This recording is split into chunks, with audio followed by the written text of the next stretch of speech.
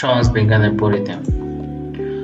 সমাজের বিভিন্ন দিক আলোচনা এবং গবেষণার জন্য সমাজবিজ্ঞানের যেসব শাখা প্রশাখার উদ্ভব ঘটেছে তা হল সমাজতাত্ত্বিক মতবাদ, ঐতিহাসিক সমাজবিজ্ঞান, বিবাহ ও পরিবারের সমাজবিজ্ঞান, সামাজিক জনবিজ্ঞান, গ্রামীণ ও নগর সমাজবিজ্ঞান, ধর্মের সমাজবিজ্ঞান, শিক্ষার সমাজবিজ্ঞান, রাজনৈতিক সমাজবিজ্ঞান,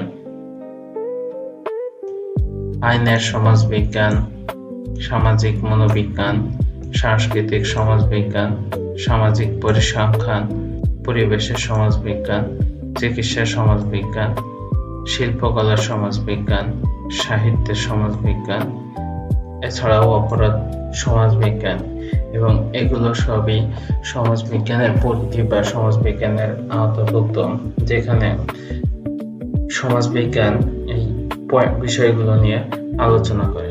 ধন্যবাদ সকলকে।